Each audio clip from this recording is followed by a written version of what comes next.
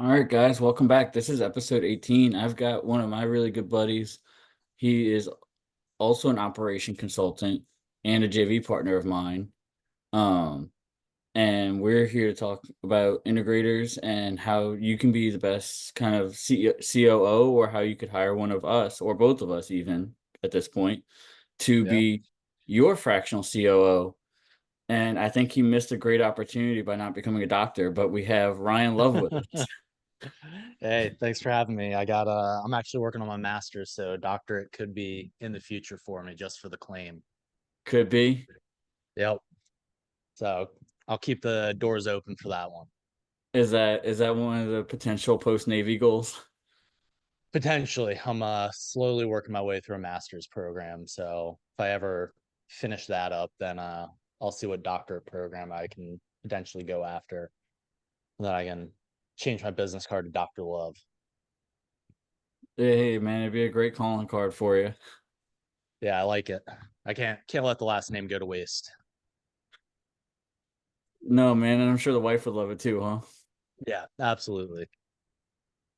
So I guess, why don't you kick us off first? Like, kind of who you are, where you came from. You and I obviously met through SubTo. So what Yeah. kind of brought you to that, and how'd you get started? Yeah, so my daytime job is I'm a nuclear engineer in the Navy. So I operate the nuclear propulsion systems on aircraft carrier. Been doing that for it'll be 12 years this December. I'll be getting out from there, but kind of going my first shore duty, started listening to Bigger Pockets and landed on one of Pace Morby's interviews with them and kind of went down the SubTo rabbit hole from there. From there, leapt into Gator and Zero Down and every other possible thing that's spun off of SubTo. And then Adam and I connected earlier this year, started doing integrator Zooms, just really felt like that was a need within the real estate community at large because everyone's just, sales, visionary, kind of go, go, go, big dreams, but there's not that huge community of, okay, what do you do on the day to day to actually make that happen? And that's kind of where we've been trying to fill that role in on just, hey, this is, as an operations specialist, this is what we do to get a business up and running. This is how we fill those roles that are needed and hire and onboard and kind of build a culture around the people that are there to accomplish the mission that the visionaries put forth. Um, and that's kind of where we've been starting to kind of build out that need now. Yeah, and it's funny you say that. That's how I found Pace too, was actually through Dan Fleischman's podcast. Okay, yeah, that was a good one too. So I found Pace. I started getting the ads for Gator. I went to the Gator webinar. I decided it wasn't for me. I ended up joining SubTo at the beginning of the year though, because of the Zero Down content. Yep. So that was what got me interested. And then, like you said, I was in business before, and I'm sure you probably knew that you were an integrator before you went down that rabbit hole, huh? Yeah, definitely. Just with how my job is, it's very systems process oriented. I can look at a process, kind of see where the weak points are and try to improve it. That's definitely just something that naturally comes to me. It's something I enjoy, but at the same time, I mean, we both have those visionary tendencies as well. So it's a good mix. But being able to kind of identify that system and process and the operations that need to happen to get us to where we want to go as a visionary is definitely been beneficial. Yeah, well, I started my own businesses since I was like 19, so I was almost half and half. So I Yeah, had a lot of both. But I find, like you said, that the integrators are in short supply, to say the least. absolutely. So it was a really good thing that, right as soon as I joined, actually, Van, who's hanging out with us, she was the one that sent me the link to Integrators Unite with you and Chris and Rachel and Awesome. everybody. So, and I've just been showing up to those pretty much since. I don't think I've missed one that they've done Yeah, I since. think you've been more consistent than I have with it. possibly possibly Yeah. more consistent than Chris has been with it. Yeah, that's who. You might be the most consistent person there. Someone asked me, they said that was my Zoom, and I was like, no, no, no, no, no. I just go there just to show my support and hang out with people and have a good time. And Yeah. you know. Well, we appreciate the support. And obviously, you and I wouldn't have been friends really if I hadn't gone there because I think that was, like you Yeah. said, was our first touch point was there. Yeah, that was definitely our first touch point because I think our first one was you going over the scraping that you do. Yeah. Yeah, I went over the scraper software that we have, and, ultimately, that led to a good opportunity here, right? Like, Yeah. you and I were going on our separate missions. You were doing a little bit of consulting. I Hmm. ended up inking a consulting gig, but I was building an integrator team, and then the person that was, like, the operator of the integrator team and kind of the central admin decided to leave, and so you and I just had that conversation. We're like, "Bro, I mean, I'm doing this and you're doing this, like, why don't we just do this together?" Yeah. Yeah, definitely. It was a good meeting point for us. Just kind of things worked out in the right way for us to kind of be able to connect on that and start growing that together now. Yeah. Now it's, me, you, and Jesse, and we're putting out proposals and doing scope calls and doing what we do best, right? Absolutely. Talk a little bit about your ops gig. Like, what are you doing right now in it? What did they originally hire you for? And are those two things different? Yeah. So what I ended up doing first was everyone kind of starts with the visionary integrator side of things, but that's really where it's left off at. Hmm. So I first went through the actual EOS integrator class of, okay, what does an integrator actually do on the business side to help step a business from startup to whatever that end goal is. Um, and once I've made it through that class, that's just what I've been doing with businesses I've come across my path. So I have a client right now who is very much in the survival phase of the business where he's trying to get up and running and get that consistency that we all want.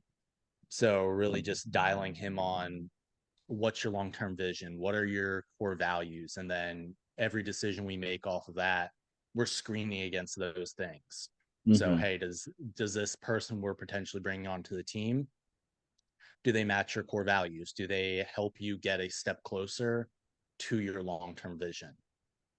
And then those are the first checks that we do before moving somebody on that interview process.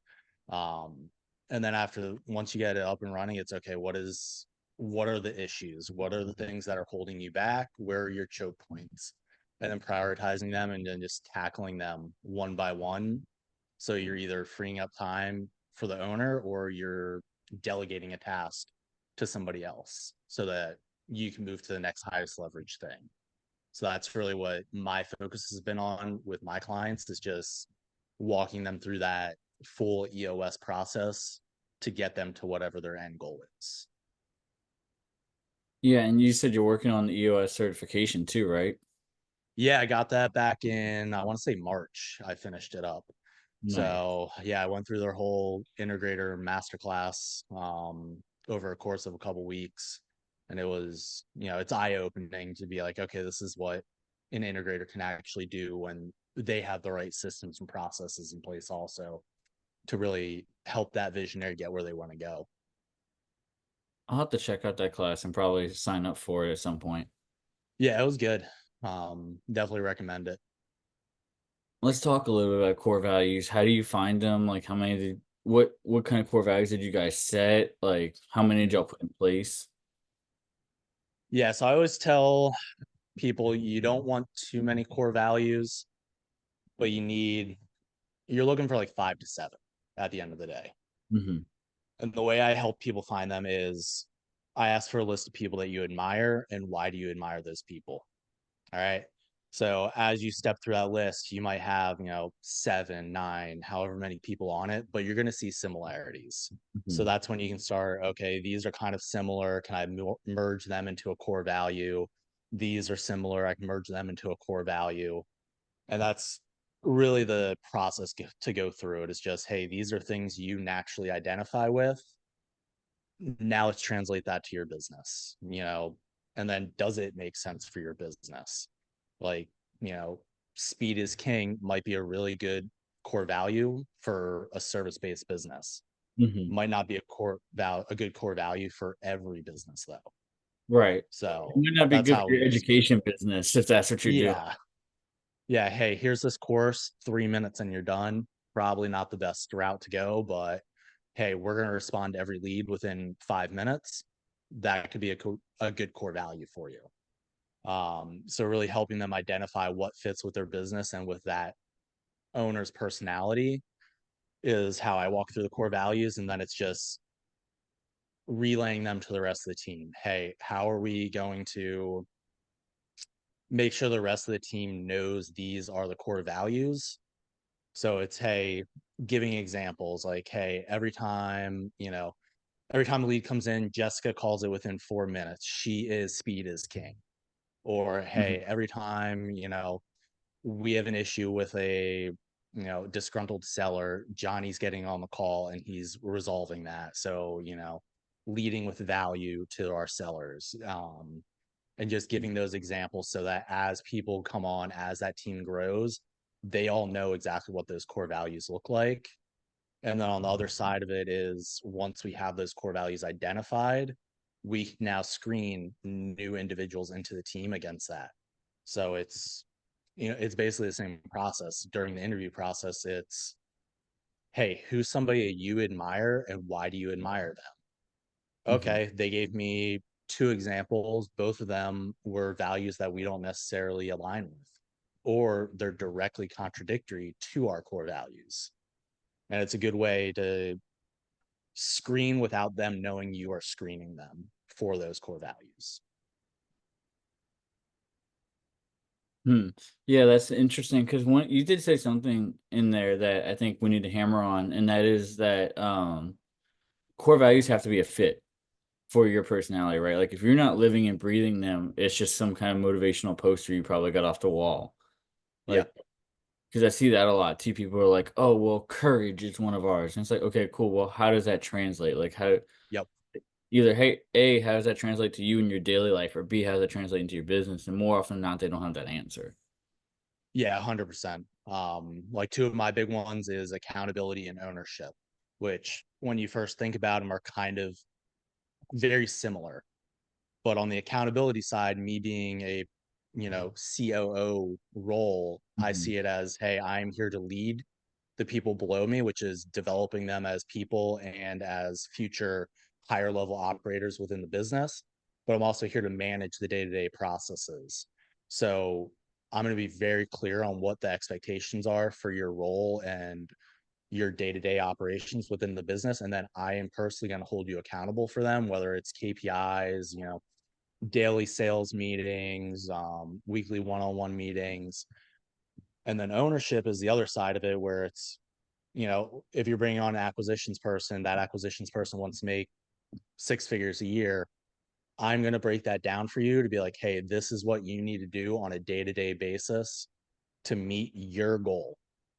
And then you're going to have to internalize that and take ownership of that to get you where you want to go. So, and did you face any resistance with that too? Because I find what I found, like when you get that specific or that granular, they're like, "Well, you're just playing semantics." It's like, no, like you have to get that level specific, otherwise it doesn't stick. Yeah, I think the way to go about it to prevent that drawback is, first, I go through, these are the minimum expectations. So if my minimum expectation for a salesperson is, hey, you're going to lock up a deal a week, and then we go to what the salesperson's actual goals are, and it's, hey, you need to lock up 1.2 deals a week, it's a way more manageable number. It's not a, hey, you need me to, lock up $75,000 a month. It's, no, you're breaking this down to a very granular level of, I need you to do zero point 0.2 extra work a week. Can you do Mm. that? And it's a very yes or no option at that point. So I try to minimize as much, I guess, gray area as possible when having those conversations. So it's a very definitive, hey, you told me what your goal was. This is what you need to do to get to your goal. Can you do that? Which is very much an integrator quality. Like we really do try to make it pretty much as cut and dry as black and white as we can Yeah. without producing false dichotomies.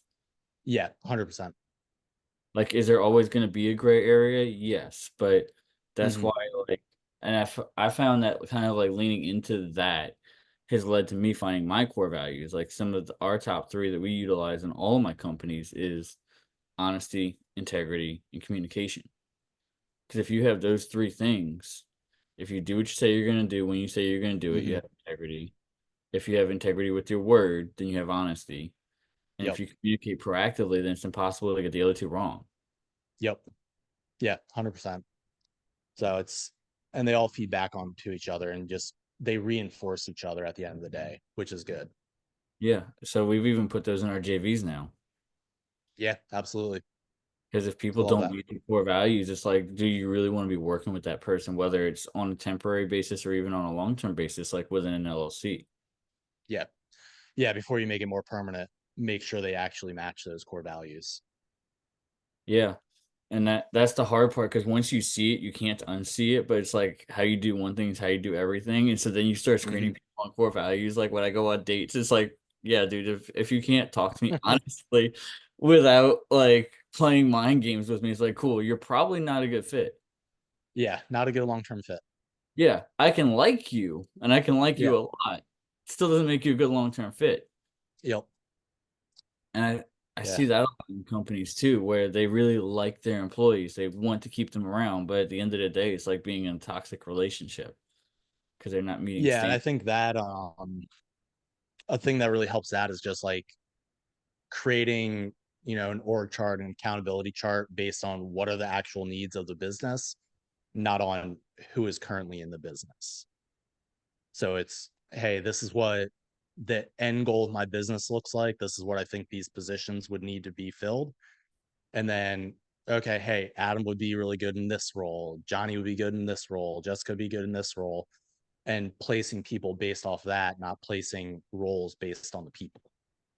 Which is honestly my favorite part about being an integrator is, you and I being on the ops side as opposed to the system side, like we really get to do that and we Yeah. get to build the team and not just build the systems. But I think we've seen this, right? Like PACES groups do tend to have this like misnomer that it's integrators are all systems.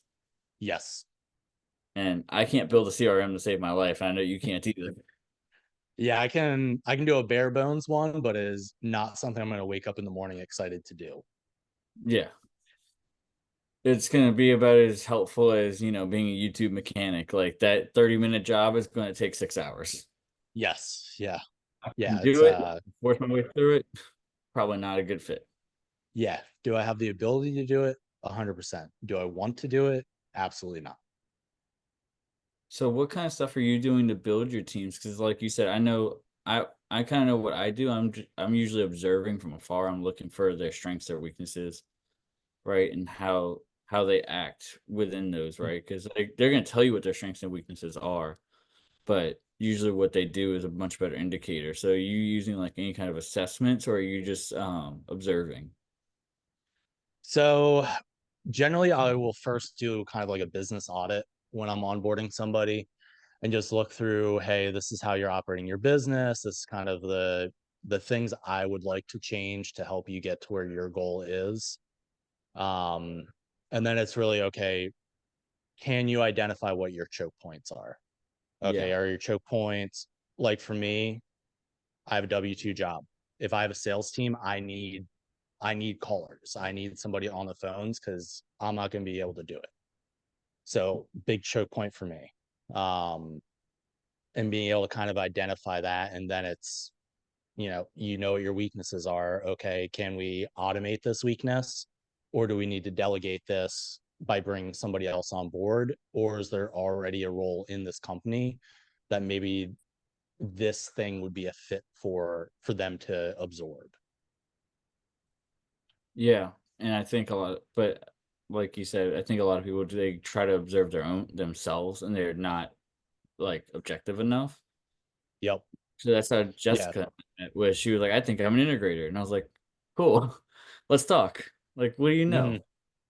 Right? But she was doing a lot of the visionary work in on the team that she was on. Yeah. Yeah. It's kind of I always call it get it, want it capacity to do it. So it's, like the CRM stuff. Like, do we both have the capacity to do it? Absolutely. Mhm. Um, Do we want to do it though? No. So boom, right there, not a good fit. Yeah. Um, Is it the best and highest use of our time? Also, probably no. exactly. And that's, also explaining that stuff to the new hire as they're coming on, or the employee of, hey, this is why your position, this thing I'm assigning to you is important to the grand plan of the business. Because that, I guess that's another thing we should hit on is you should not be hiring somebody onto your team if their vision is bigger than yours. Like Yeah. every person you bring into your company, their vision needs to fit within your vision, and they need to be able to understand, hey, if I help this company reach their vision, it directly impacts my end goals by this. Yep. I think that's super important because, like you said, Mm, if they want to come on and they want to make 100 grand a year in sales, and you're like, and you're thinking too small, which a lot of people do. Most yeah, entrepreneurs really, really do think way too small, too early.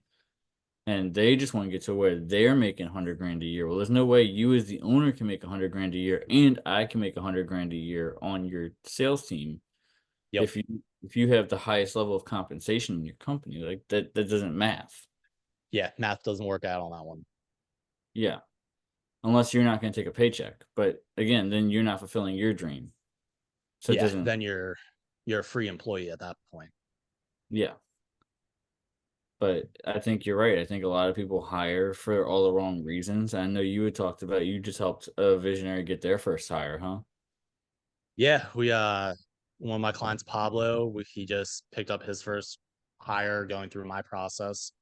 I think a lot of people struggle with um is everyone here like SubTo, some Yeah. version of that? Okay, Yeah. They're so also, you know, working within SubTo, it's great on a JV basis, but like actually building a business with all SubTo people, you're hiring other entrepreneurs. You're hiring other people that want to go on and do their own thing at some point. You can't do that and build a company. Otherwise, you're going to be replacing those people every 3 months. So it's very much you need to hire somebody who wants to be an employee, who, hey, my goals can be accomplished by being an employee. So being able to kind of bring on those right people and identify those right people and go to where those people are is critical to you actually being able to sustain an employee for more than the short term. yeah. And it's not to say you can't hire employees from within so too. They are there and they do exist, but it's a Yep. much rarer find. And like we said a moment ago, you really, really do have to have a very big vision that encompasses a lot of people because, like we said, a lot of times they might be entrepreneurs, but they might be thinking really small. Like they might be thinking, I just want to make 8 grand a month or 10 grand a month or whatever their dream is. But if you can show them like, look, come with me and I'll show you how to make 20 or 30 grand a month, Yep. then you can get some buy-in from people that are entrepreneurs and you can turn entrepreneurs into entrepreneurs. Yeah. 100%. Because it's then, maybe you're not running your own company, but hey, maybe you're running the entire acquisitions wing of my business. That might be a good fit for somebody. Yeah, and it's a much easier sell because then they don't have the risk. You have the risk. They're just coming Yeah. in, and especially Yeah. if you're for your If friends. your end goals, hey, I want to make 15, 20 grand, like, cool, my business can help you accomplish that. This is what I need from you though. Yeah, and especially if you have the evidence there already, I find it makes it that much easier, right? If you're like, look, we're doing 8 deals a month, we're doing 10 deals a month, Ryan. I think by bringing you in, we can get closer to 20 deals a month. You know, and we can afford to pay you at this rate. But by you coming in, if you agree to like help us with this side, whether it's acquisitions or integrations or Mm-hmm. whatever, um, and you can always do like I see some people do base plus commission or whatever, but you do have to have a plan for how that position adds revenue to the business. Absolutely. And you should see a noticeable increase in the business's revenue by bringing somebody else on, because that should take a significant portion of stuff off your plate to now get put into more opportunities. Yeah. Yeah, because it's so much more than just buying your time back, but ultimately I think a lot of people don't study their time and how they spend it. And Hmm. so what I've seen, and you've probably seen this as well, like they hire random people that gives them some time back, but then they don't utilize that time to go back and do the higher income producing Yep. act. Yeah, it's okay. I have more free time, but okay, what are you putting that free time towards now? What's the next problem that we're solving in this business? Right. Like they might hire an admin, but then they struggle to delegate, so then they don't get rid of all the admin work. So they're still doing admin work, which is in that like Hmm. $10 an hour bucket, right? Yep. They should be Yeah, doing just sales. micromanaging the person you hired to take this over. Right. Whereas they should be doing sales and marketing, which is close to that $100 an hour bucket. Yep. Absolutely. What was the position that you helped them hire? So they hired a acquisitions rep. So somebody that can be on the phones 6 to 8 hours a day and really just, sift through the bucket of leads that are coming in. So then he can talk to the higher leverage ones. Hey, we verified motivation, urgency. They have a relatively reasonable ballpark price. Okay, let's shift them over so you can have the conversation with them and lock them up. Nice. Yeah. So what's his next hire going to be? Do you know? Um, Have you read no, more because about it? his business is interesting because he has his hands in a couple different routes. So I think it's going to depend on where he wants to take it next because he does a little bit of agent outreach, a little bit of direct seller. Um, honestly, it'll probably be somebody in sales again, either bumping this person up to a closer role or bringing in another lead manager type role and just Mhm. get more leads coming in, fill that pipeline out more so you have more opportunities coming out consistently. That would probably be the route I would go with him is just build out that sales department a little bit more and get more opportunities coming to your business. That would make the most sense in my opinion too. Yeah. Because I don't know, do you see this a lot where they'll try to get somebody that has the intersection of two vastly different skills? Because entrepreneurs Mm, think that everybody else is an entrepreneur. So, like in my particular instance, somebody came to me about a week ago, 2 weeks ago, and they said, "I want to hire somebody that's a project manager and client care." And I said, "Which one?" And they said, "Both." And I said, "No." yeah, pick one. Yeah, Yeah, it's pick one. always you want them to excel in that one skill and then just let them run with that one skill. If you're, you know, ask every owner, they have their hands in a million different things. That's not what they want. Like if I can get the owner to focus on just sales or just dispo or just the fix and flip and managing the contractors, they'll excel at that. And then it's just let's get everything else off your plate so you can focus on your realm of genius. So that's Yeah, see, really the same thing you want with your employees. yeah. 'Cause there's usually 4 or 5 departments in every single one, there's some form or another of sales, of Yep. marketing, fulfillment, and operations, and, in real estate, we can call them something different, we might call it acquisitions or whatever, but Hmm.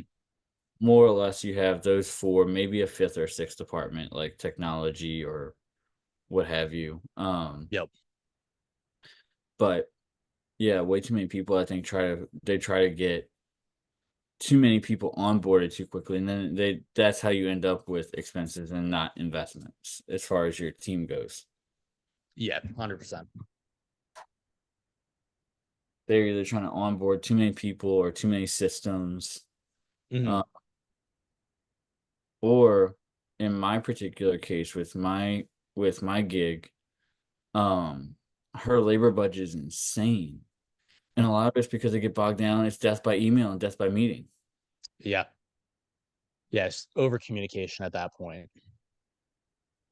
Yeah, but now that we moved them into a project management software, we've gotten the number of emails per day down, so all the internal communication has shifted because it's just as instantaneous as the text. Hmm. Yeah. It's if you're going to send that message, one, is it worth your time to send that message? And then the person you're sending it to, is it whatever they're working on, is it worth pulling them away from that task, distracting them for them to open that message? I don't think they see it that way though, and that's the hard part. Is like they Hmm. don't see it as like I'm pulling Ryan away from what he's currently working on. And we had this issue last week where she got really upset with one of her contractors, and she was like, you didn't reply to this email fast enough, you didn't get this over, you didn't do that, you didn't do that. And I asked her outright, I said, did you set that expectation? I Yep. said, you've already got her overwhelmed, you got her going in 700 different directions.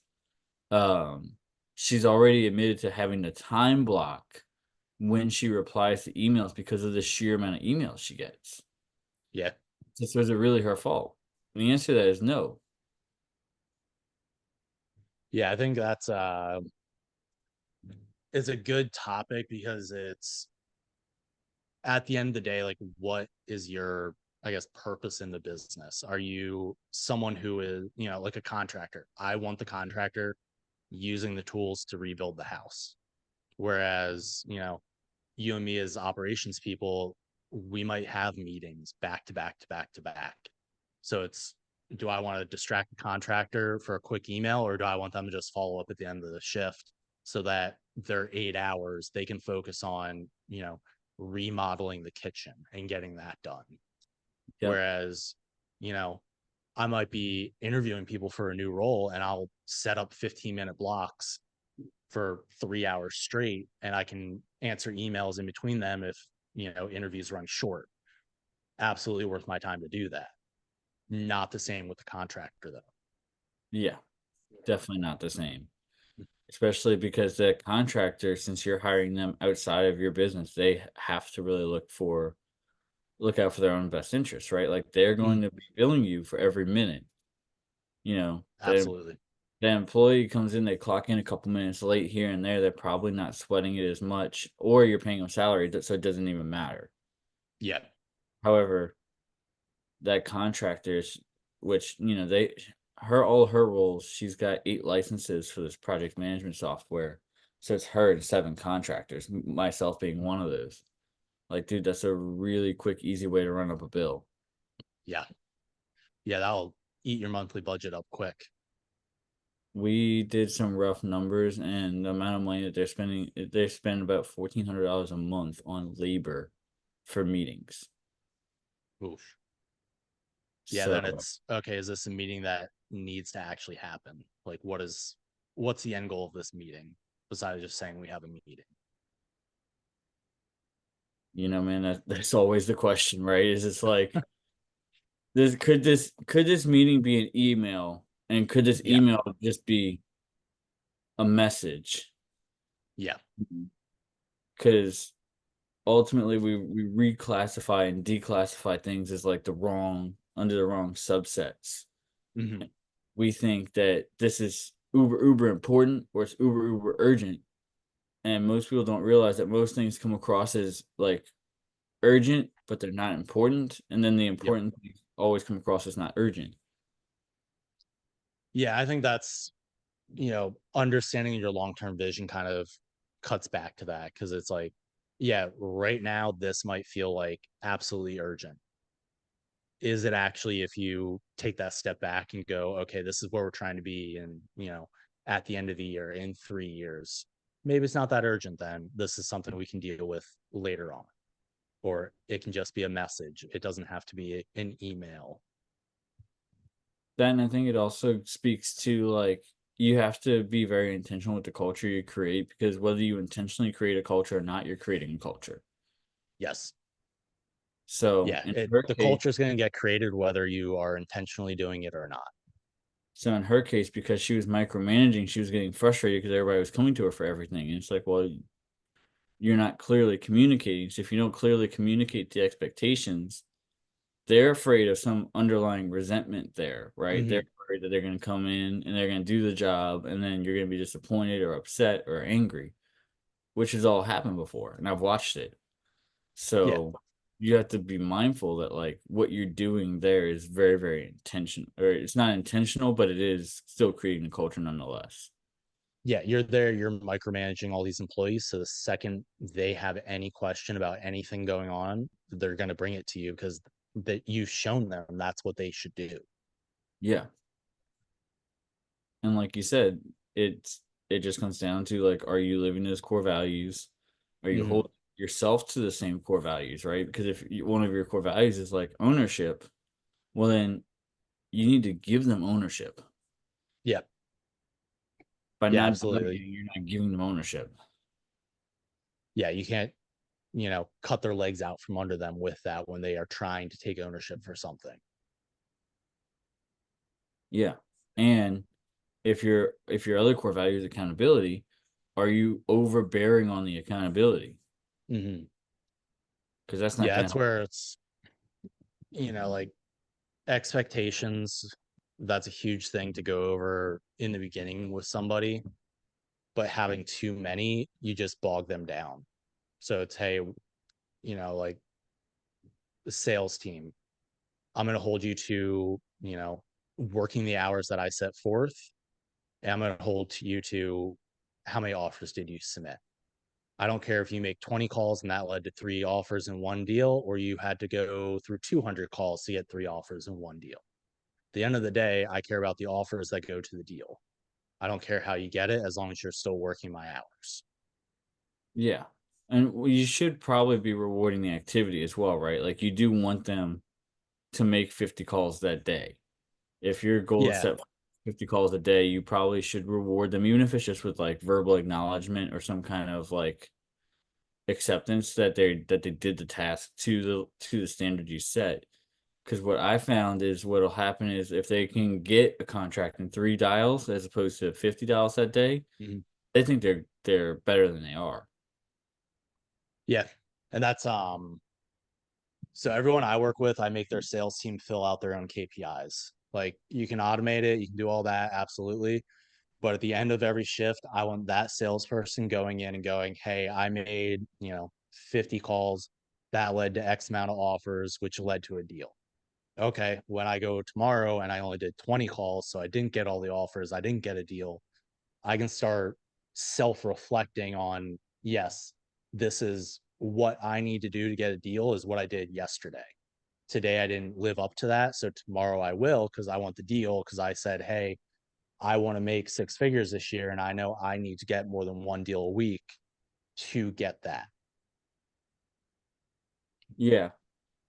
Yeah, you have to reward the activity, keep them just to keep them on track. Because more often than not, they're gonna fall off track at some point. They're gonna get discouraged or Yeah. And that's, a corner. having those touch points, especially when your company's smaller, being able to at the end of the night, hey, KPIs are filled out by 8 p.m. Okay, hey, 8:10, I'm jumping on. My kids are asleep by then, hopefully. And just jumping through and be like, hey, you made a bunch of calls today, like good job. Like, were there any that stood out to you?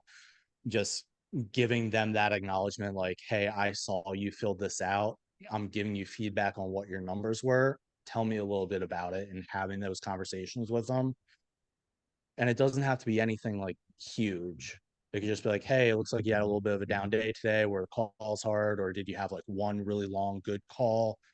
Tell me about your day a little bit. And that's where that kind of positive reinforcement feeds back in on itself. And it reinforces it with the team. Yeah, because you're giving and showing them empathy, right? Which is something that more often than not people don't get in the workplace. Yeah. Yeah. I mean, I've lost count of how many people you start talking to them. They're like, yeah, I used to work with this. Never heard from anybody. And it's like, that should never be the case on a team. Like, there should be a way to communicate. You should be hearing from, the person you're directly reporting to, should be feeding back some input to you. Yep. Yeah, it's really hard. It seems like they're either one side or the other. They either don't communicate at all, or they way over communicate and don't have boundaries. Yeah, it's finding that little balance point. So it's, I like to do it, hey, at the start of a shift, shoot everyone a message, just, hey, good luck today, something along those lines. And then, if it's a sales team, you do a daily sales training. If it's somebody else, you generally have another touch point throughout the workday. And then at the end of the day, like, hey, these are the KPIs I tracked you on. Good job. You did a good job. Like, have a good night. Talk to you tomorrow. Yep. It doesn't have to be anything extensive. It's just letting them know, like, hey, I'm here. I care. I see what you're doing. Right. Because they might not have gotten a contract that day. They might have had a rough day, but if you at least acknowledge and you say, "Hey, look, you hit your KPIs, you did good," they're gonna come back tomorrow and they're gonna be fresh and they're gonna be ready. Yeah, absolutely. And that gives you a way to kind of, you know, when they're having a hard time then. So it's, hey, maybe, maybe Pod had a rough day on the calls today. So, hey, I'll touch base with him earlier tomorrow, maybe hop on a phone call with him, see where his head's at, and get him realigned for, getting back on the phones and feeling refreshed. I don't think Pod could have a bad day on the phones, man. He could talk to anybody. Now, I wish every sales team had a Pod on Yeah, don't we all? it. Pod's the man. Him, like I said, me and him did an episode a couple weeks ago, and we chopped it up and we had some fun talking about systems, and he was telling us about what he's been working on too. Yeah, I love Pod. Got to, man. Um, I had somewhere I was gonna go with the onboarding, but yeah, building teams is critical. I think that's probably the most important thing that integrators do. And one of the things that I talk about a lot is like that visionary is there to cast the vision outward to the public, right? Hmm. Do the sales and the marketing and all that. But what most visionaries underestimate is the integrator has to take that, understand it, internalize it, and then translate it and project it inward to the team. Yeah, I like thinking about it where the visionary is kind of setting that end point. Like, hey, big vision, 5 years from now, this is where we want to go. And then the integrator is taking everybody and just pointing them at that end point and getting them moving there consistently. So you're basically taking, like, I don't know, light and turning it into a laser beam at going towards a single point. That's how I think about it. Yeah, you're focusing. Yep. Lord knows visionaries can't do that. Definitely not. They usually get way too tied up in the clouds, and then the integrators usually are the ones that get bogged down in the weeds. Yes. And that's the fight. It's, hey, yeah, you want to go do this, or you want to add this extra thing to the business. Is that the right move right now? Because this is where you originally wanted to go. If we divert our attention to add this extra thing into the business, is that going to help or hurt our end goal? Or has the end goal changed completely? Yeah. And knowing all that is critical to you actually even making the right hires in the first place, right? Because it, like we said before, you're just going to end up making all the wrong hires. And one of the things I Hmm. see a lot with visionaries too is the reason they don't want to delegate is because they're afraid. They like work this whole story up in their head. Well, if they only do it 80% as good as me, well, I need them to do it 100. It's like, no, you don't. You need two people to operate at 80 so you can be at 160%. Yep. And you can go do what you need to do. Yeah. Then ideally, you can build one or both those people up to do it at 100%, and they can ideally fill a higher role then as well. Right. But if everybody's just as good as you, why would they come work for you? They could just go start their own Yep. business. Yeah. No one's going to want to work for you then. If they're just as good as you, they can do it themselves. Yeah. Or, like I said, if they have that unique intersection of skills that you have too, it's the same thing. They could just go work for themselves. Like, Hmm. why? That's why I tell people all the time it's like, you don't need a project manager that can do client care. You don't need somebody that can do one thing or two things. And the way that I figured that out was the rig that we were using in my small business here was a stick shift, dually truck and a Hmm. trailer. And when I got sick, I realized that of the two or three guys that had working for me, one of them could drive stick and the other one knew how to drive a trailer, but neither knew how to do both. So it's like, dude, if I really was like too sick to work, like we'd have been screwed. Yeah. It's like, well, what do you do? Well, looking at it, I started looking at Indeed and I realized that the people that had those skill sets usually were closer to, if not CDL certified. So they had their commercial driver's license. Okay. Well, guess what? Those people are expensive. Yes. And there's an easy workaround. You could go buy a bigger commercial truck that has an automatic transmission that could carry twice the payload and you could find somebody that doesn't have to have a CDL and you could pay them less money. Instead of hiring at Mhm. 25, $30 an hour, you could hire at like 16, and it's lower curve as far as lower learning curve Mhm. and just lower overhead. Yeah, lower cost of entry for it. But they don't have to have all the skill sets. Yeah, they don't have to go through all the I mean, that's why I even like, you know, people with non-sales experience in the real estate space. If I can find somebody who's been in retail or has been in a lower level sales role, and then I can train them up into an actual closer, that's my preferred path. Because it's I don't have to unteach all the stuff I don't want you to know about the real estate space. I can just go, hey, here's a script. This is why it's important. Let's train on this, throw you on the phones and go. Well, that's the hard part about hiring people in sales in general is if you hire them with no experience, then they don't have the soft skills generated like the thick skin and the ability to handle rejection and persist. But if you do hire them with experience, sometimes they come with bad habits from other companies too. Yeah. Yeah, that's the catch 22 of it. That's where that being able to screen through that over a couple interviews is critical. Yeah, do you have a particular process or are you just kind of what questions to ask? I have a process. So hiring, it's just like a sales funnel. You have a bunch of leads up top and you filter them out as you go. So generally I'll start on Indeed because like I said earlier, you want to go where people who want to be an employee go. Okay, people look for jobs on Indeed. I'm going to go to Indeed or, monster.com, Craigslist if you want to go that route. But go to where the people you want are. And then it's my job description. We're going to start out talking about the vision and the culture. So, hey, if you want to work for a company that, has accountability, has ownership, all your core values, that's your first pitch to them. That's you holding up the sign like, hey, come work for me. And then I'm going to explain what the actual job is. From there, I'll sift through the interested hires, verify that they can work the hours that I'm requiring. If it's a commission only job, I'm verifying, hey, this is commission only job.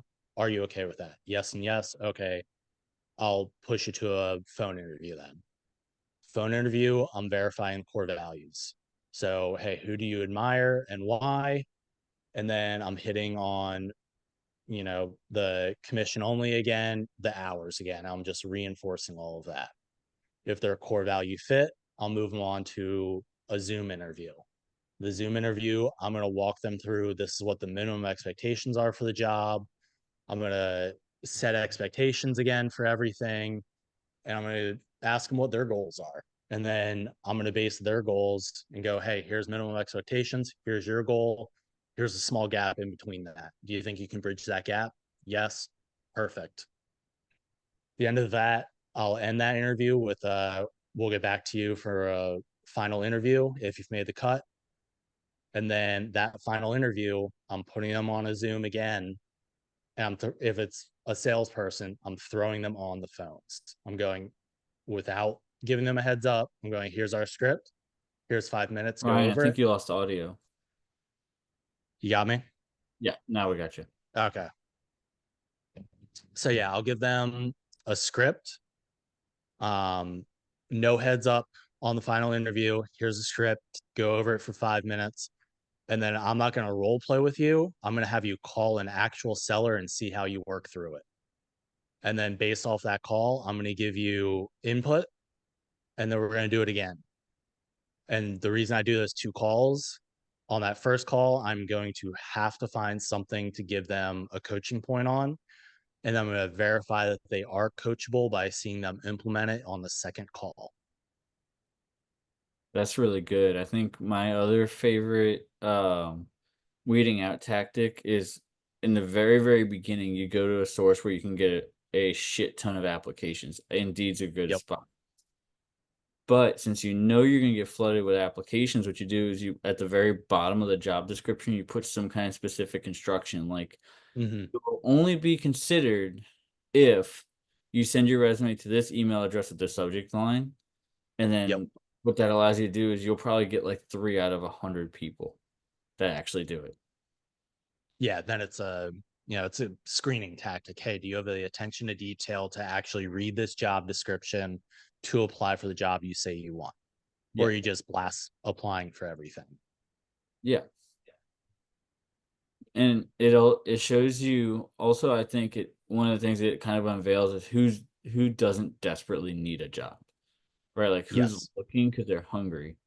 Because I struggle with attention span. I know if I Hmm. needed a job right now, I probably would not be reading every job description. I would just be like, quick apply, quick apply, quick apply, Yep. quick apply, because I need something. But if I'm actually reading the job description and I'm giving I'm considering it, then chances are I probably am not desperate, and Hmm. I'm more likely to be a little bit more um forthcoming with you, I think.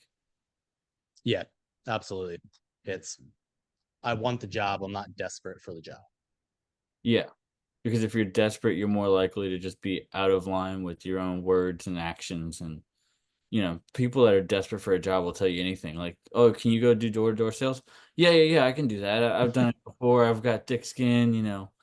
Me and my friends, we bully each other all the time. And then they go knock their first couple doors. They start having a panic attack. It's like, dude, Yep. that's not how this goes. Well, that's why I like that final interview because it's, hey, I'm gonna make you do the task that you say you can actually do, and they either right away are like absolutely, or you immediately see them melt away, and it's like, okay, this isn't a job for you then. I know that immediately. Yep, when I did work for a door-to-door company, their final interview was you did a ride along with one of their salespeople. Yep. Yeah, it's a good thing. Most of my people are virtual, but if you are local and you are hiring people that are local to you, being able to have them, in the office or out in the field with you to verify that they are a fit with the rest of the team is another important thing to do. So ride along is a great option if you can do it. What's some of the key differences you see between hiring local versus hiring remote or even hybrid? They both can work. It's just focusing on the different things. Like if you're having somebody come into the office and working with you every day, you're naturally getting those touch points with everybody. Mhm, You can hear them on the phones, you can see them doing their tasks. Like it's much more hands-on just by the nature of you being in the same space. mhm, Whereas virtual, a lot of owners are like, are they actually making the calls? Like, what are they doing? Are they on YouTube for 5 hours a day, then speeding through 100 calls on the last hour? Um, so with virtual, you have to be more, I guess, present with reaching out and establishing that culture and making sure that people are actually doing what they say they're going to be doing. Whereas in office, it's more natural. It's, hey, you're all here, but the drawback is your talent pool is local. Then it's, hey, if the person I need is not here, I'm I'm kind of screwed at that point because I need to find somebody for this role and it might not be here. So that might be where you have to convert to a hybrid then. Virtual is a really interesting concept, though, because I find that it does end up eventually boosting productivity and also trust with Mhm. people on those teams. And I kind of liken it to, like, have you ever had one of those friends that, like, they start texting somebody and they're, like, falling in love, right? Like, they're Oh just yeah. 10, they haven't even met this person in person, and they're just falling head over heels to that person. And I Mhm. think it's a couple of different things that go on there. I think one of them is that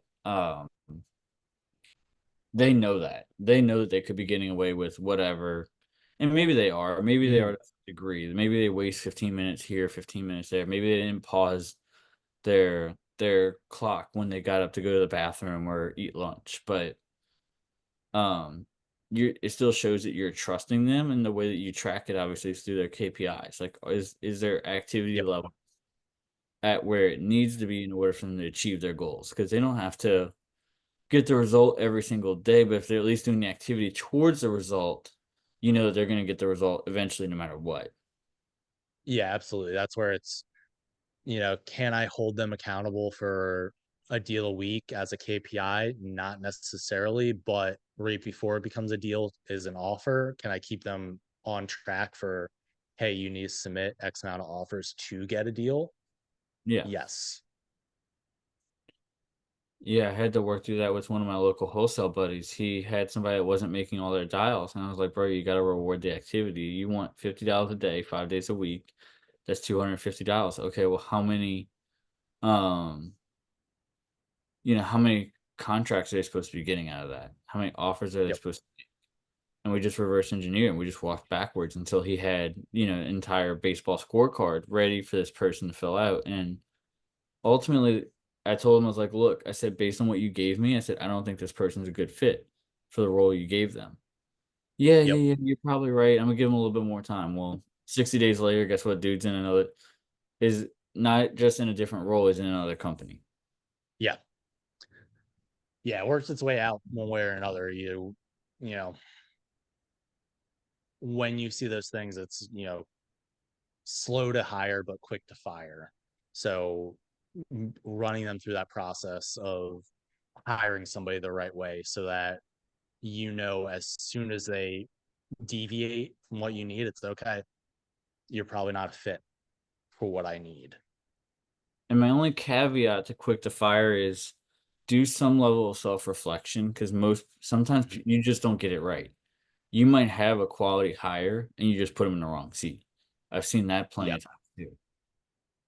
Yeah, absolutely. I'm blanking on the offer, but the book Gapology is just, it Mhm. really comes down to that. It's, hey, if I, explain the job correctly, I set expectations. Okay. I gave them all the tools available. Okay. And then basically it takes, did I do everything as a owner, as a manager to remove any knowledge gap or tool gap or capacity from this hire's plate so that the only possible thing that I cannot influence is their actual action. Right. If I give them every possible thing besides that and it still doesn't work out, that no longer is on me as an owner. That's on them from not taking the action, which during the interview process, I asked them if they were going to be able to take the action and they said yes. And the counterpoint to that too is also, did you overburden them? Yeah. Sometimes I'll see that too. They'll just info dump and they'll say, "Hey Ryan, guess what? Here's all your training materials. All right, cool, go have fun." Yeah. And they think because they took the time to take everything out of their head and put it on paper that that's sufficient. But it's not always sufficient. And sometimes, Definitely not. you got this huge training manual and you're just expecting them to read it on their own and understand it, like, without working through it with them, which is like you're saying, like, work through it with them, make sure you Yep. eliminate as much of that as possible. So then that way you can sleep easier too when when you do have to let them go, because it's a really hard conversation to have more often than not. Absolutely. That's where it's the setting expectations. Hey, this is what you were hired for. This is what you're doing.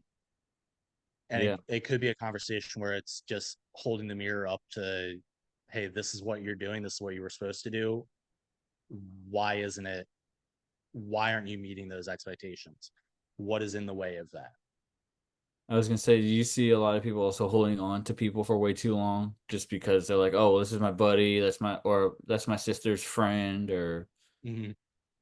we Yeah, grew up. absolutely. And that's where it comes down to, having the roles assigned and then finding the right people for those roles instead of being like, oh, well, we're best friends and we want to do real estate, so we'll just do it together.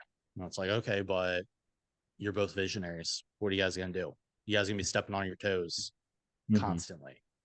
Or it's just that fear, right? Well, if I let this person go, they're my only caller right now, so my calls are going to stop. And I was like, okay, well, based on the KPIs that they're submitting, they're not really doing calls anyways. So what's your loss?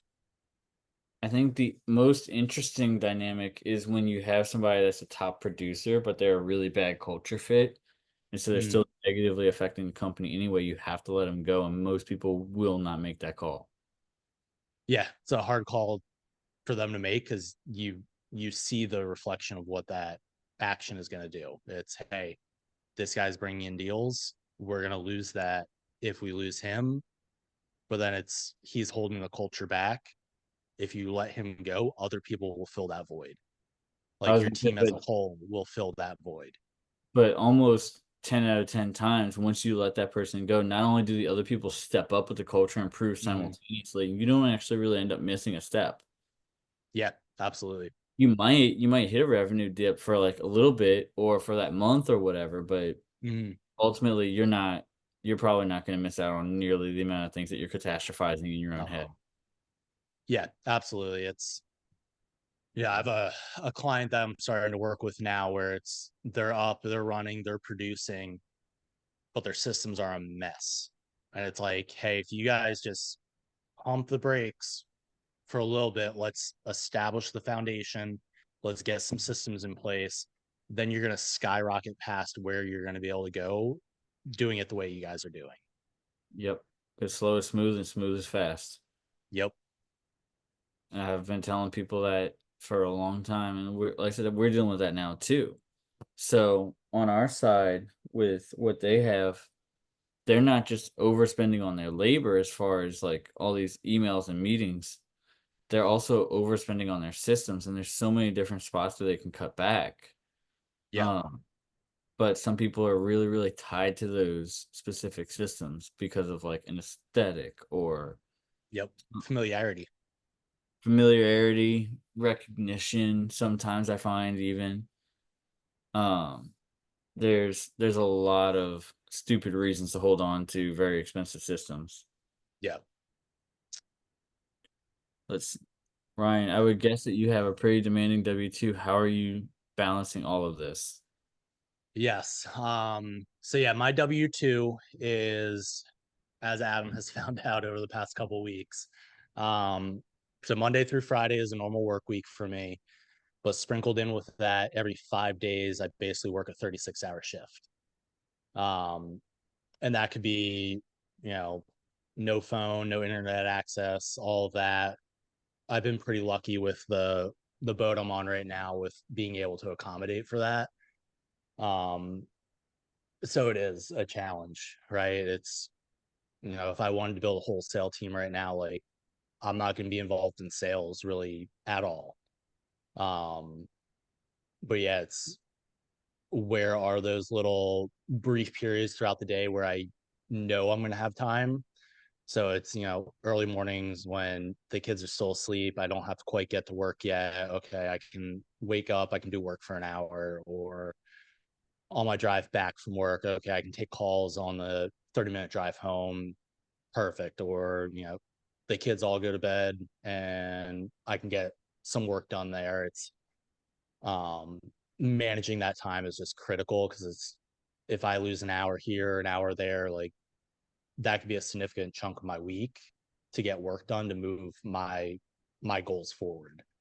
Um so it becomes even more critical with just balancing my time out.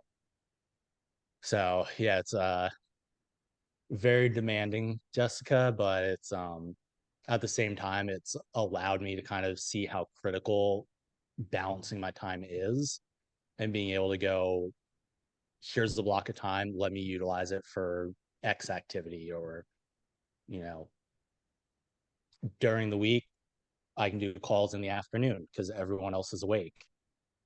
Adam probably wouldn't be happy if I call him at 4 in the morning to go over a project with him. So Wouldn't surprise figuring me at out this point. but yeah, realizing where I have those little pockets of time and what is the best use of that pocket of time is how I've been able to balance it. I think it's also tracking and managing where your energy and bandwidth is throughout the day too, Mm-hmm. right? Because Chris Williamson had said this. He said, a lot of people they lose years by not being able to waste hours. And what he meant by that was like, granted, you can't just waste hours every week, but because they are so over optimized, they Hmm. They end up just burning out and just flailing and crashing and burning. And I see that a lot too. And I'm notorious for doing it. Like, I'm a workaholic. I love to Hmm. work. Yep. If it was up to me, I'd just be on and off the phone all day. But there have been days where I'm like, dude, you're gonna die doing this. Like, Yep. don't give yourself a cardiac event. Yeah. Being able to kind of recognize, hey, I might be pushing myself too hard, or I might be juggling too many plates at this point. Um, and then just which one is the highest priority? Okay, let me solely focus on that one for right now. Yeah, because ideally on paper, you're awake for 16 hours a day, and that means that you're completely lucid and you can focus and you can do whatever for those 16 hours. That's just not the case though. You know, Hmm. we're emotional, we're people. We have rises and dips throughout the day. So I think it's just understanding where you are, what you can do, and sometimes if you are feeling a little burnt out, just do some of the easier, more monotonous stuff that you need to knock out, but you have the discipline to sit down and do anyway. Yeah, absolutely. The lower brain power stuff. Can I Yeah. just knock this out and you know will it move the ball forward that much? No, but it will keep the ball rolling. Yeah. If you're up at 3 in the morning and you get to 3 in the afternoon, guess what? You don't feel like doing anything with a high level of brain power by that point. No, definitely not. But maybe that's your time where you either make a couple phone calls or you reply to a couple emails. And Hmm. sometimes those can be very critical in still keeping the ball rolling and or moving it forward. Yeah, absolutely. And then it's, you get your second win later on in the day. It's, hey, I still make progress. Okay, I got a second win. Now I can go back to those higher leverage, higher brain power tasks. Yeah. Sometimes it requires you to take that little nap throughout the day or like whatever, grab a second cup of coffee, whatever your trick is to Hmm. keep yourself kind of working and moving and going in the right direction. Yeah, absolutely. Yeah. Yeah. So shifting gears a little bit, Ryan, why don't we talk about school? Because you and I usually actually started this, and I had the idea, I didn't act on it. And you came to me and you're like, hey, I've got I saw Rick Sheldon had done the integrator school community. Now you're doing an integrated school community called Operations Mhm. Alliance. So why don't you tell like kind of give people an intro to that? Yeah. So we trying to remember when Rick did it earlier in this year. Rick Sheldon had one, and it was, hey, here's a place for integrators to come, kind of share best practices, and also he did a like a matchmaking type service of, hey, here's a visionary, here's an integrator, you guys could work together and kind of put partnerships together, JV opportunities together. Um, and that is something I'm trying to, carry on, I guess, with Operations Alliance. So it's, hey, come in here. Yes, it's I'm operations based, so I call it Operations Alliance, but it's for all integrators. Come in, communicate, build that community with each other of, hey, maybe Adam's really good at this. Cool, that can help this business out here. Pod, really good at this. Okay, I can use that for over here. I'm really good at this. Here, guys, this is how I do, here's my hiring process. So that's what I'm really looking forward for that to be, as well as, hey, visionaries come in and find an integrator to help you succeed in building your vision. So come in and, it might be a JV partner, or even you figuring out a process to implement in your business on your own, and just having that community where we can all just help each other accomplish our missions and get closer to our visions. Yeah, talk a little bit about the resources you have in there too, because I didn't realize that like as you engage with school, it unlocks tiers and tiers unlock resources. So if Yes. somebody were to join today, right, they obviously start at tier one, but what kind of stuff did it unlock as they engage in OA? Yeah, so the first big one, there's a level system to school. So as you make comments and other people like and comment on your comments, it basically moves you up in levels. So level one is like your base entry. Hey, you can make comments, you can introduce yourself, you can have access around the site. And then I think you have to get 5 likes and or comments, and it unlocks level 2. With level 2, it unlocks what I call the foundations course. And that is where I'm walking people through, hey, here's how we identify what your long-term vision is. Here's how we start building out your core values and really just set that foundation for your business up so that we can keep moving people through that process and have something solid to build on. Yeah, and what? Because I know you have a couple other courses in there too. Besides, after the foundations, I didn't unlock the foundations the other day. Mhm. Didn't you also put a hiring course in there too? Yeah, so I'm building out my hiring like funnel course. And then I also have a course built out on basically the get it, want it capacity to do it. So as you're bringing somebody on, or if you have a employee already, you can go through that course and be like, hey, yes, they understand the importance of this role based on the long-term vision and core values I built in the level 2 course. I can now relay that to my employees so that they understand the importance of their role. And then, hey, can I identify, do they actually want to do this role? Or are they just desperate for any job? And then built on top of that is, do they have the actual capacity to do this? If it's a salesperson, like, can I throw a pot on the phones and does he have the capacities to do that? I can answer that question right now, yes. But it allows you to kind of clear those gaps within your employees to be like, okay, do they hit all three? Yes, let's move through with those three then. And then I'll have my actual hiring course in there as well to show people, hey, this is how I create my hiring funnel for all the clients that I work with. Yeah, which is interesting actually, because that was one of the things I wanted to talk to you about. And you and I haven't spoken in a couple of days. You've been on and off the ship, but my gig, they want me to create like a mini master class for hiring. So we might do Yep. like 1 to 4 Zooms on how to do it. And I was going to tell you what we could do is if you want to, I'll record that. And if you want, maybe just help me create an outline. That could be something we Mhm. offer to your school community as well. Yeah, I think my end goal for it is to have it like a hiring, onboarding, and like continued or like culture development full masterclass through all of that over several series of Zooms. Just everyone can kind of have that entire process available to them then.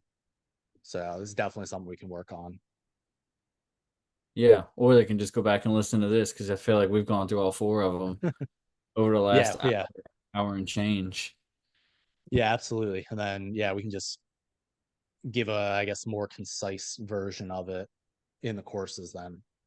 Yeah, but this can be their jumping off point because, like I said, that's basically what you and I focus on the most is building teams and building culture, and Yep. all these things are so interconnected and they're very corollary, and I don't think people give that the proper, like, acknowledgement that it deserves, you know?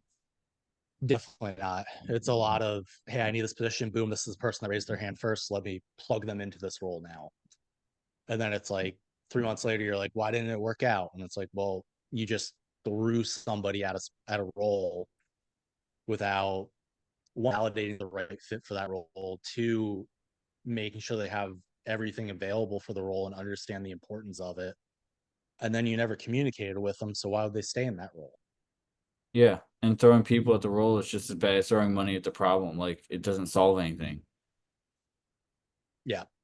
You're trying to replace parts on a car before you've actually diagnosed it, and therefore you're trying to change too many variables. You can't eliminate any of them to actually isolate it. Yeah, absolutely. That I think that comes down to also just hiring too many people too quickly.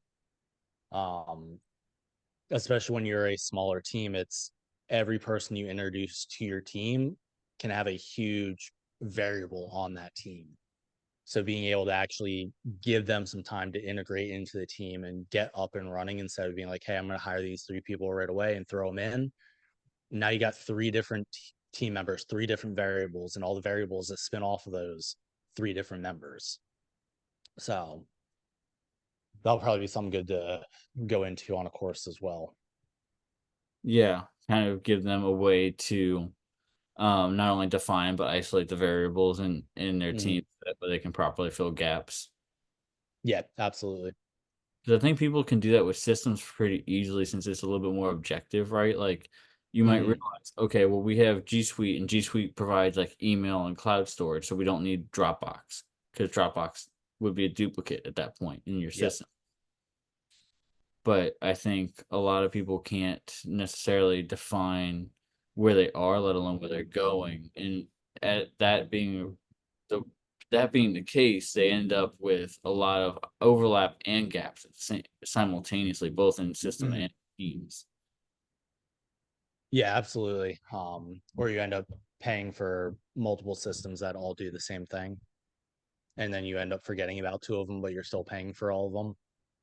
Yep, I see that. And because they're paying for more than one system that does the same thing, oftentimes that's because they're overly focused on that one area and then they neglect another area. So then they have a gap in their systems. Yeah. Yeah, it's hey, that money could be allocated to solve this next problem that you are avoiding because you're just focused on this one thing. Mhm. Like, "Oh, well, we have Google and we have Dropbox." "Okay, cool. Do you have a CRM?" "No." I have You a might." spreadsheet. Yep, I hear that every day. Like, "I've got a spreadsheet and we go through it every day." It's like, "Do you though? Like, do you actually check your notes?" Yep. Um,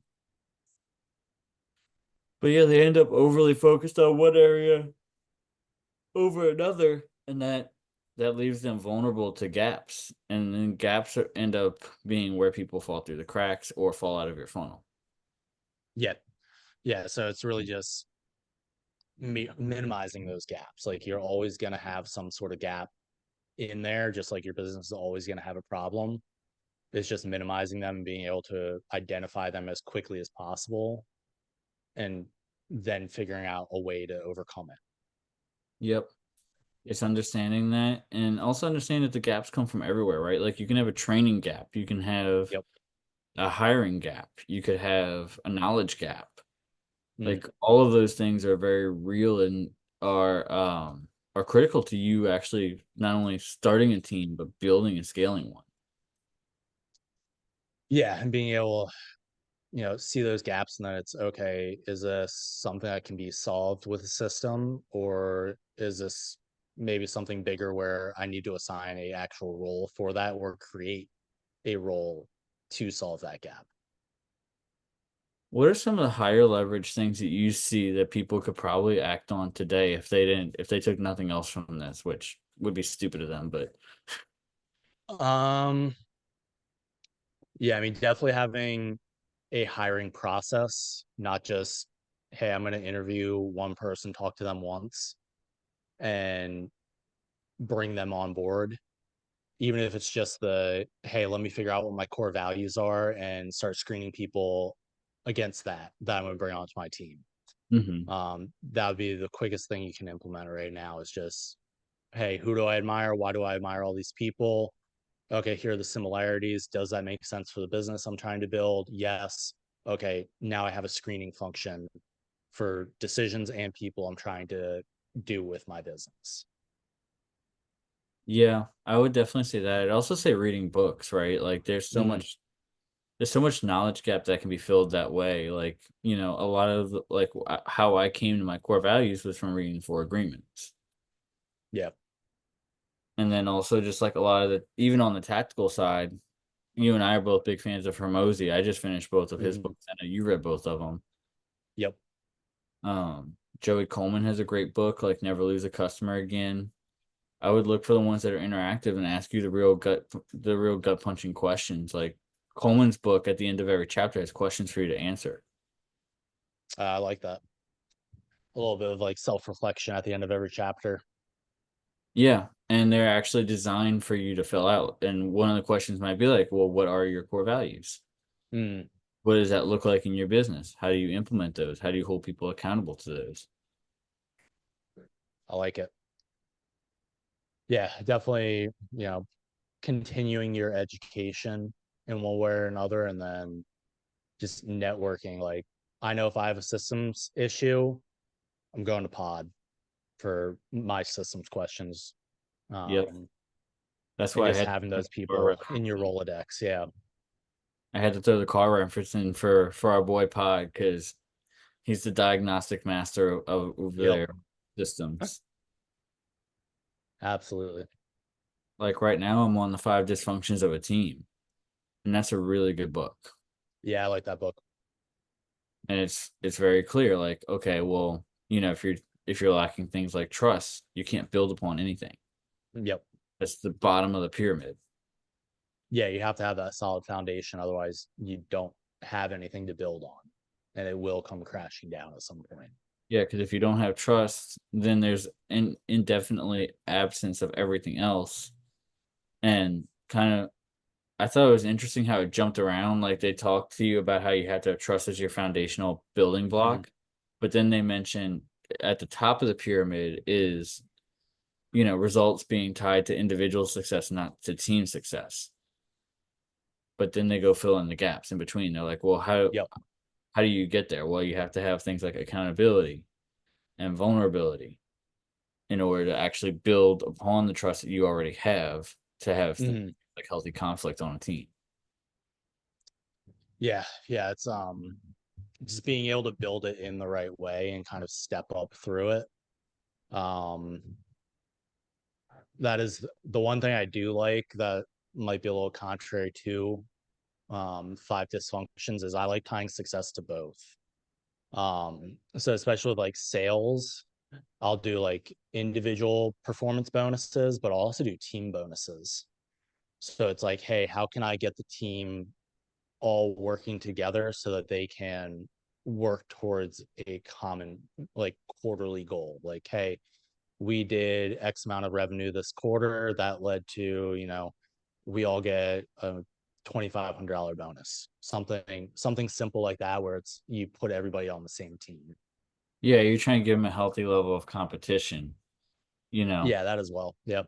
you can all be on the same football team, but there's only so many starting positions. Yep. And similarly, in a sales department, the leaderboard's only so big. Mm, yeah. And everyone should be pushing for the top of it.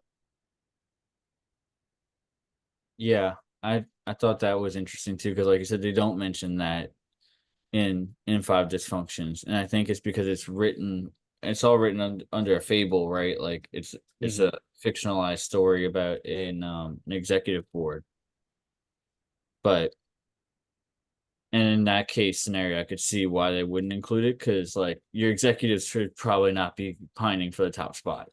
It doesn't make any sense. Yeah. They're all at the top. Yeah, they already made it there. Yeah. However, like you said, I do think that, like we said earlier, activity needs to be rewarded, individual success needs to be rewarded, and team Mhm. success ultimately needs to be probably the most rewarded because it's more important for you to even sacrifice a little bit of individual success if it means the team flourishes. And sometimes that will, Absolutely. Yeah, and and you really want, you want the team players because am I going to be able to help everybody with everything? No. But if my number one closer is able to help out my lead manager on a specific objection, that helps the team overall. And yeah. maybe that's something the closer enjoys doing. Maybe they find, hey, I like training the team. And it's cool. You can now train the sales team. This is how I've been doing it. I'll show you how to do it. And then that's something off my plate. And you can start doing it. And then I can just pop in and verify that it is being done. Well, and I think that's also the most common part where you do have to see it some sacrifice on individual successes once they get into some level of leadership, right? Like the sales manager is not going to be putting up the same numbers on the board as they did before, but in theory, you're moving them to usually a base plus commission job as Yep. opposed to commission only because you're now tying them into more direct results as far as the business goes. Yeah. At some point, as you move up, you're not judged on your success. You're judged on the success of the people below you. Yeah. So it's 12 years in the Navy, like I can operate a nuclear propulsion plant like the best of them. but that's not my role anymore. Now my role is, hey, I'm going to teach this 20-year-old how to do it, Yep. which is scary, but it works. Yeah, that is mildly terrifying to know that y'all have like 19 and 20-year-olds that are operating it, but hey. Yeah. Hey, flawless track record, 0 accidents. So we're doing it pretty well. Well, and I think if people start to take that level of self-accountability, right, that's ultimately what it is like you might start at the bottom and you have to then learn how to duplicate the results that you've produced so Mhm. far consistently. That's going to make you into a better person, which is going to get you into leadership. And then at that point, you have to duplicate yourself. And Yep. that's where it grows exponentially more difficult, right? Because like I don't just have to I know I can put consistent numbers on the board, but now I have to not only teach and train Ryan, I have to get Ryan to putting consistent numbers on the board and then his replacement and his replacement, his Yep. replacement. Yeah. And I know what I did to get myself into this position and to be successful. That might not work for everybody. So understanding, hey, what motivates Pod? What motivates Johnny? What motivates Jessica? How do I get the same result from all these different personalities and get them all rowing the same direction for us? Yeah. Yeah, it's just understanding how to get people to cooperate and get on board, and that's one of the things that they do talk about in dysfunctions is buy-in and how important it is. Mm-hmm. Like, I might not necessarily agree with your idea, and I might not even take the team in that direction. However, you still have to have some level of buy-in because ultimately we're both rowing the boat in the same direction. We're just trying to agree on Yeah. what's Yeah. It's, hey, this is why you're here. This is why this is important. This is the bigger picture. Are you on board with that or not? yeah, because they either are or they're not, and if they're not, then they're usually going to work themselves out of the boat pretty quickly. Yeah. You're going to identify that very quickly. Hey, you're rowing in the complete opposite direction of everybody else. You're not a team fit. Yep. You're either making it more difficult or you got the boat driving in circles. Yeah. We're just making every left turn. Yeah. Yeah, it's a very hard lesson to learn. And like I said too before, most people won't take they might know how to get consistent results themselves, but then they have to delegate and also be okay with that not every team member you onboard is going to be as good as you. Yeah. I think that's, especially for people who have success as kind of a 1-2 man show, that's the hardest thing, is just letting go of that control and realizing, hey, they may not be able to, do the 5 deals a month that you were doing, but one day they probably will. You're gonna have to teach them and train them up to be as good as you were. Well, and arguably that's Pareto's principle in action anyway, right? Is the 80/20 Mm, rule. So by you building the company and scaling it, you're arguably going to have to fill out more of that 80%, which is not where the bulk of the work comes from. yeah. Yeah. And that's Because you being might okay with that, but then seeing the big picture of them taking over and doing 80% of this has freed me up to do 100% of this, which moved us closer to our long-term goal. Yep. And you might hire somebody that's 80% as good as you, but eventually you're gonna have to hire somebody that's 80% as good as them.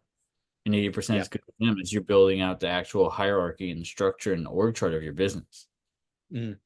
And that, I like that you keep bringing up the 80%, because like EOS, they identify if you can get to 80%, that's a perfectly run business. Like there Yeah. is no 100%. It's, hey, if you are up and running in 80%, you are printing money and you're good to go. You've achieved success at that point.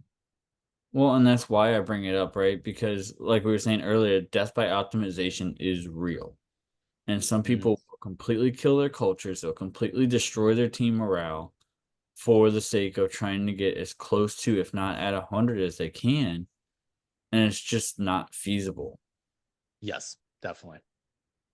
I could have the most finely tuned and perfect calendar ever, and I can even have meetings that are back to back to back to back to back. But ultimately, eventually, like I'm gonna burn myself out, Mm-hmm. or something's gonna come up and I'm gonna start fumbling the ball all because I don't have any leeway.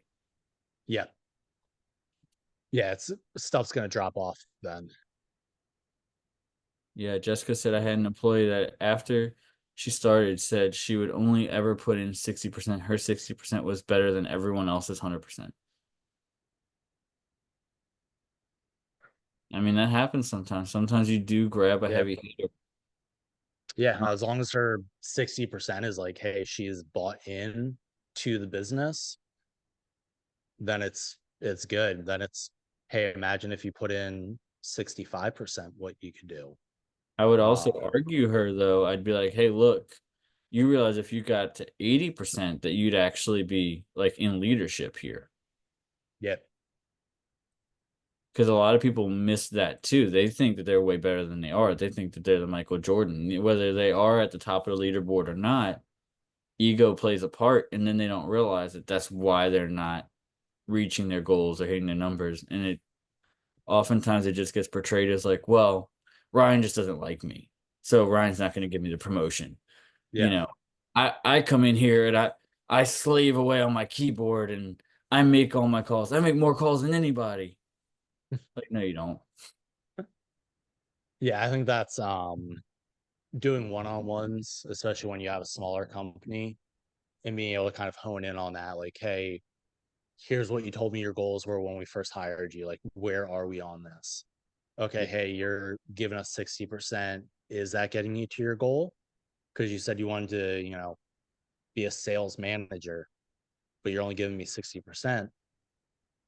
You get to 80, we could probably move you into a sales manager role because you're 80. I mean, your 60 is beating out everyone's 100%. I want you at 80 and then teaching everyone else how to get there.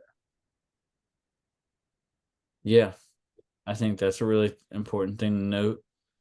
Um, and I would also challenge, the other people too. It's like, look, if you're giving 100%, you're this far behind the top Mm-hmm. spots. Like, what can we do to really kind of push you and not just raise your floor so that way you're never falling below a certain standard, but we want to increase your capacity a little bit.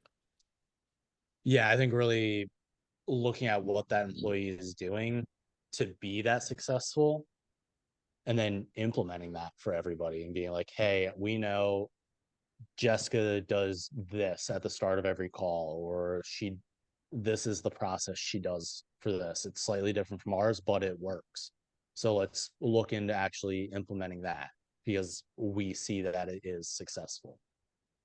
Yeah, and just doing so in a way that doesn't overburden your top producer, because that's everyone's complaint. I think that's also overused in the workplace. Like, well, if you're a good worker, then they just give you more work. Like, yeah, that's because the team is testing you to see if you can handle the responsibility.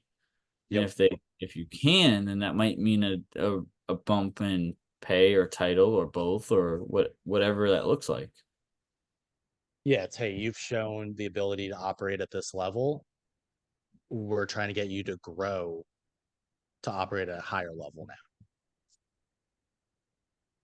Yeah, because ultimately that's the only way that you do grow and expand is by expanding your limits a little bit Yep, and being able to operate at that higher level. Because eventually, like you said, if you do want to work your way into leadership, you have to duplicate yourself, and that's probably the most difficult thing to do in business. absolutely. I mean, even in the Navy, very difficult. Yeah, and the Navy is very rigid with the amount of structure and processes that y'all Mm. have. So I can only imagine, like, if anything, I would think it'd be easier to duplicate somebody in the Navy, and it probably is. Doesn't mean that's easy in overall, though. Yeah, there's, higher expectations there within the Navy of, you will show up on time in the right uniform, all of that, but you still have that variance of, hey, here are my top producers, here are my bottom producers. I got to try to duplicate myself as best as I can because, hey, December, I'm out. Yep. Yeah, and it's tough because I that's a good point to bring up. Like, the Navy might have more systems and processes for you to duplicate yourself, but they're also going to have higher standards. Mm, yeah, yeah. And it's a little bit of a culture shock too when you're coming into an environment like that and you've never been held to a standard And now it's, hey, I'm holding you to significant standards, and there are penalties for not maintaining those standards. It can There's a little bit of shock involved into entering that type of an environment, especially on the nuclear side of things. You ramp that up even more. Yeah. Yeah, that I can imagine. Not just between the nuclear power plants and then the amount of weaponry that you'll have on board. I mean, you do have to hold yourselves to a very, very high standard around that. Hmm. Absolutely. That's, circling it back to a business. It's like, okay, is this somebody who, was a freelancer and just kind of was able to do their own thing, and now I'm bringing them in and having them in a higher structured environment? There's probably going to be a little bit of tension with that. Yeah, and I think most people just don't ever evaluate where they are with the standard either. We had that here locally the other day. I was driving on the road, a cop came flying out the station, almost caused a wreck. No lights, no nothing. As far as I know, he's not coding anywhere. But he caused the car in front of me to hard brake, which caused me to hard brake, which caused a daisy chain. And luckily Yeah, you nobody just got got that hurt. chain reaction going back. Right. Luckily nobody got hurt, but then he just flies off Mm, and 20 miles over. yeah. And ultimately I ended up calling a supervisor and telling him that. I was like, look, you guys are supposed to be traffic enforcement. You know, Yeah. you have to set the standard, but you also have to be the standard. You have to hold the standard. You have to live the standard. Like that's what we do on our teams. Hmm. So Yeah, you, because I mean that stuff filters down from the top. yeah, yeah. And that's the other thing too that we kind of said without saying, but if you're not living the standard, nobody else is gonna follow it. Yeah. That's the caveat of these core values, guys, is like if you don't exude them, if you don't bleed them, if you're not, sweating them out of your pores, like nobody else is gonna do them. Yeah, and I guess we kind of touched on it earlier about building culture, but like that is the way to build the culture, is just living the culture. Like whatever you want your culture to be, whatever your core values are, it's being that, lead by example type, where it's, hey, I live speed is king, because when I'm on the phones and a lead comes in, I'm contacting them within the 5 minutes or whatever the timeline is, and just providing that example to everyone else that, hey, the business owner is abiding by what our standards are also, so we know they're important. That's one of my favorite things that Vince Lombardi says is that leading by example is not a way to lead, it's the only way to lead. Yeah, absolutely. Because chances are, even if you are leading by example and you're hitting your mark as consistently and frequently as possible, like they're going to live to it. They're still not going to live to it to the standard that you do. And that's part of where you have to be okay with it. Yeah, They might you have to be, figure out where your mark is, like, hey, I'm okay with this level. yeah, because sometimes there's also still honest mistakes that happens. Like I made an honest mistake on one of my teams last week. And I had to go to him. I was like, look, guys, I fucked up. Like, this has been a headache of ours for a month. And it's my Yeah. fault. I was the choke point. Like, I was the Yep. single point of contact and I dropped the ball. And Yeah. they were like, nah, That's dude, it's cool. And it's like, you can't beat yourself up, right? Because that's not productive for the team either. Yep. Like, if I'm sitting here and I'm just like, no, I'm a fuck up, but you guys shouldn't trust me. Like, that's not good. That's not going to build your culture. But also likewise, brushing it off me like, yeah, I mean, it's not a big deal anyway, right? You gotta strike that balance and be like, look, I messed up. And that's why I tell people all the time, like, I would rather you fix the behavior than tell me you're sorry. Yep. I don't give a fuck about I'm sorry. Yeah, it's identify the problem, but show me the solution as well. Yeah. I'm sorry is worthless. Tell me what your plan of action is. Yep. You know, it's just like on our team, right? Like if I had asked you earlier, like, hey, can you get the proposal out? Or do you mind typing it up? If Mm, you don't type it up, it's like, cool, well, I'll have this typed up by tonight. yeah. Um, or if you need something from Jesse as far as as far as his spec on what the scope is, and he doesn't get it to you, Yep. it's like, okay, cool. Well, I'll get it to you by morning. Set Yeah. realistic expectations that you can deliver on and fulfill. Because more often than not, I see people will blame shift, and then blame shift leads to impossible deadlines. So when they get caught with their pants down, like, hey Ryan, I know I said I'm gonna get you that proposal this morning.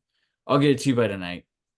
Well, Ryan's sitting there and he's checking his email all night and it Mm. comes tomorrow morning. The truth is Yeah. I never had the time to do it tonight. I was never gonna Yeah. fill on it. But I told him that to appease him. Yeah.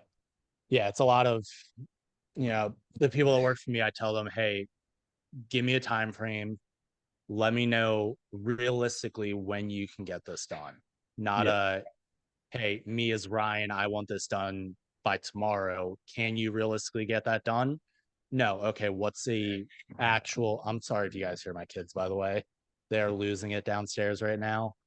But yeah, give me an actual time frame of when you can get this done. Yeah. And not like a burn yourself at both ends kind of get it done. Like when can Yeah, you when can you give me a quality product finished up to the standard that we know we have our standard at? yeah. So like we said, you have to set the standard, you have to hold the standard, you have to live the standard. Because without doing any of those things, you don't really have a team. 100%. Yep. So just remember that, guys, that like we said in the beginning, fast is smooth, smooth is fast. And you rushing to make something up, even if it's to remedy your own mistake, doesn't do anybody any good if you're not going to deliver on the quality that you set forth to deliver on in the first place. Because I like how you said that. You were like, no, give me a realistic timeline, Mm-hmm. which you can deliver it to the standard at which we expect. Yeah. Yeah. I mean, so put a Navy example. I'm like a middle person. Like the people below me, you guys let me know what your time frame is. You can give me a quality product that we can then pass up. And then I can shield to that. Hey, I know you want it, people above me, you want it by this date. We can do it by here, but it's going to be done right. Yep. I think too, I think our school system doesn't do a very good job of it. Because I don't know if you had these standards we did growing up where it's like, if it's not turned in by this time, I won't accept late assignments. Like you just get a zero. Yep. As most deadlines are arbitrary. Yeah. There's Yeah. not It's a why do we whole actually need it by this? yeah, you're more likely to run into them in the military than I am, right? Like there can be real life and death situations there. Yeah. We still deal with arbitrary all the time, too, though. Yeah, but I was gonna say the vast majority, especially since we're not like you weren't in like an active war zone or anything. Mm-hmm. Um, most of them are still arbitrary. That proposal getting out, that that product launch, people are much more willing and understanding if you're just open and honest, Yeah. and you Yeah. Just communicate be, practically, like we said. yeah. Communicate, be honest. Hey, this is what I'm going to do. This is when I can get it done. Well, Is and that okay?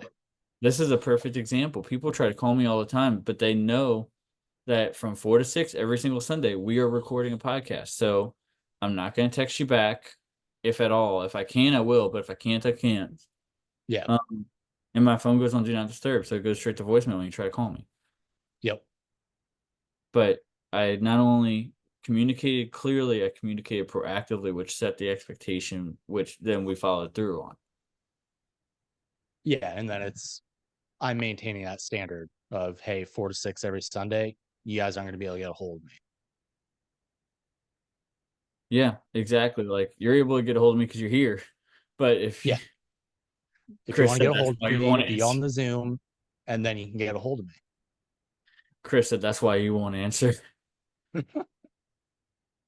Yeah, Chris, I don't know how many times you tried to call me, bro, on Sundays, but But he I did the right thing. He got on the Zoom so he could get a hold of you. honestly, I'm considering like implementing that, just doing like a daily like office hours, like what Alexis Morgan and them do. Yep. like, look, guys, I am on Zoom from say like 10 to 2. I'm gonna be working. I'm gonna be sharing my screen so you guys can see what I'm doing, and y'all can just ask me questions while I work. Yeah, absolutely. And then it's, hey, you know when you can show up to get help from me. Yep. I'm not quite at a position where I'm ready to do that just yet. Um, but hopefully that will be coming soon. Love it. Because I think that's just as effective as having, being in your office, but having your office door open. Yeah. Yeah. Hey, I'm available to help when my office door is open. Walk in. Yeah.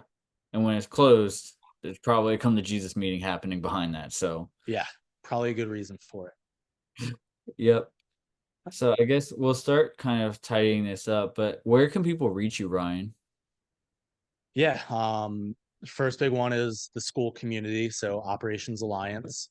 And then you can also get me on Instagram at underscore Ryan.love.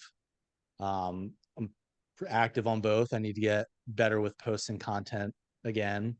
But yeah, those are probably the two easiest spots to reach me at, and definitely come into the community and, add to it and help each other out. Yeah. And I think anybody that needs an integrator should talk to either one of us. Absolutely. Like I said, Ryan's doing his own operations consulting. I'm doing my own. I think, probably after these gigs are up, we'll probably try to bring everything in house. So in that way, Ryan and I Mm. can work on them together because the two of us are better together than we are separately, Yeah, absolutely. you know. So I think that, and also like you said, we have a couple of systems people too. So we're putting out website proposals, the scraping, data scraping proposals. Mhm. Anything else I'm missing as far as kind of things that we were talking about doing for the communities? Yeah, really everything and anything systems, process related, hiring, onboarding, building the culture. We really want to be the one-stop shop for all of that. Yeah, and it's gonna be great, guys. We're gonna definitely we've got a good solid team, and I'm excited to see what we can do for other people's businesses as we go forward. Absolutely. Cool, man. Kind of any final thoughts on this one? Yeah, I appreciate everyone hopping on here and hanging out with me for the past 2 hours. Definitely reach out if anybody needs help with anything or just wants to say hi. Awesome. And guys, y'all know the rules. If we made you think, if we made you laugh, if you had some fun, if we brought you value, the only thing that we ask is that you come back next week and you bring us a friend. So until next time, guys, like I said, this is episode 18 and we're putting a wrap on it. All right. See you guys.